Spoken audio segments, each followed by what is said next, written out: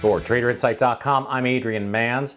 I had some questions about those fastball XRV setups, and I think the best thing to do would just be go through them one at a time. So let's have a look at today's setups and see what we were up against and see how we could maximize our profitability on those trades. First thing you have to consider when you're looking at these is, am I going to stay in front of the computer for the entire session and watch these? Am I going to babysit them, or am I going to just limit this to the first hour, hour and a half of the trading day? So a lot of times I base it on whether or not they stay within the stop range. Are they sort of floating around right where we want the entry to be? As long as they don't go way in the other direction, I'm very comfortable just leaving a conditional order out there that's going to go ahead and execute the trade on my behalf. Now, today, I had to go to DMV and get my real ID, which was a nightmare in and of itself. Beautiful people at the DMV, just really overwhelmed. But so I didn't leave some of these automatic orders on. Julie wasn't going to be here. I wasn't going to be here.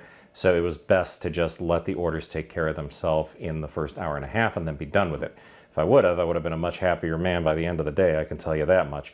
But let's take a look at these in order. So the first one was CDNA. You see that over my shoulder here. And what you should notice is the stock did not come down and break that threshold low, so we did not manage to get an entry on that one. However, since what you're interested in is really how to set the stops, let's take a look at where we would have placed the stop had the trade triggered us in. All right, here's our 5-minute chart of CDNA. You can see that based on yesterday's price activity, we would have had an entry line, let's use a green for a go line here, down just below this low. So any kind of trade that happened down below there, we would have been interested in trading into. And then for a stop loss, that 33.83 entry, there's a couple places that make for logical stops first thing in the morning, right? The first thing we would look at would be somewhere around this 34.60 line right here. And then the second spot on the list would be a move up above 35.08. So initially, I'd have the wider stop on, but then based on what happened this morning, I would have the stop, had this one triggered, down above this high here, about $34.57. So no trigger on CDNA. Then we had Celgene. And Celgene was another one that it didn't give us a trigger early in the session. So this one you had to have set up and running. And you would have had a move down below about $93.45 actually is where the go line on this would have been. And what do you think for a stop? Very logical places on the chart as far as I'm concerned for a stop loss. The most logical would be up above this range here, since that would get us into this drift up into 94.07. So you could use the 94.07 stop initially, and then once we had the move down into the range that resulted in this test right here, then a better place to put a stop later in the session would have been about $93.83. So the 93.47 trade did trigger. It happened over the lunch hour, and as you can see, never turned around and stopped us out, though it did come up and have a little bit of a test. But just about the end of the day, it went 50% of the distance to the profit target. So Celgene, had you had a resting order out there, right, plus 40 cents per share traded. Next up, Franco-Nevada Corporation. So you can see here we were looking for a move up above about $86.48. The stock went this morning and gapped higher. It was more than the allowable slippage that I would have given it. I usually give a maximum of about 20 cents on these. If we would have been triggered in, though, then where would we put our stop loss on this one? So this is listed NYSE, and the NYSE listed securities, we want to keep our stops a little bit tighter because they are not going to have as much price elasticity as the NASDAQs. So about $85.98 would have been where I had my stop on this one. So would I have taken an entry on this one if it triggered? Yes, because once we got down below this threshold and dipped back into this range, then usually what I do is I wait a bar, and then if it bounces back up again and gets through that line a second time, then I would take that entry and hopefully make a quick trip to the profit objective. But in this case, this did not, and if you would have been triggered into this, then you would have stopped out, somewhere on a violation of that line. All right, now let's look at Kirby. You can see on this one, our go line was right there at $76.59. This was a pretty easy trade to put together, obviously, and it did wind up stretching out over the course of the session. So if you're looking here, $76.59, $1 per share was the target, so $75.59 was what we're looking for in the profitability. This thing came down, was a close but no cigar kind of a thing, $75.62. Ultimately, you would have been taken out there had you had your profit objective right in front of that line. And if not, on an automated order, you should have been taken out at $75.85 going into the closing bell.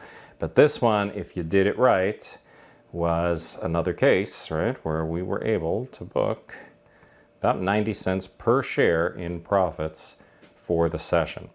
Next on the list is NEWR, New Relic. And this, again, was a case of you had to be here sort of for the long haul on this one because it didn't trigger until later in the session. We had 89.45 as a go line on this one. And where would you put a stop based on what happened earlier in the session and the prior session? So NEWR, we know that's a NAS. The first place I would have had a stop loss from yesterday's trading, I would have had $90.61 as that first line of defense here. And as the day progressed, it was easy then to start ratcheting down. So once we had the test of this level, which happened relatively quickly, right? We had the early test and then the later test, and it's nice to see that it stays below that line the second time around, but then ultimately we're able to move that stop down and really tighten up once we start getting these rejections right here, because what that shows us is that as we're moving lower into the entry zone, the better stop really for the session is going to be down around here. So if we get a move up above that 89.97 line, we'd be looking to get out. And this one, of course, 89.45 on the trigger, 88.45, $1 per share traded on NEWR. Really wishing I wouldn't have had that DMV appointment this morning. Finally, we had OLLI, and this was a live call in the trading room. You will remember that I said this morning that we had a whole lot of good stuff going on here. Let's look first at where we put the stop. I mean, the stop on this, to me, is pretty self-evident, right? It's right up above this line, so about 88.90, maybe 93.94 would be the stop. And the entry line on this one, another simple entry down below about $88.38 actually is where we'd look to get into this. So stock open, triggered it immediately. 88.39 down to the pivot line was a no-brainer. You almost didn't have time to think about what you wanted to do. Then my second target on this was that pivot line, and in the room I said, based on what had happened in that first bar, it looked like we had selling pressure re-exerting itself. This one wound up being a $3 move on the session. Now we of course won't book it that way because that is a best case scenario. If you automated this, then you will recognize the $1 per share traded that was booked for the trade for the day on OLLI. So the tell here was this giant drop right out of the gate. Came up, got us in, no problem getting filled, then bombed right down through that profit objective, through that initial profit objective.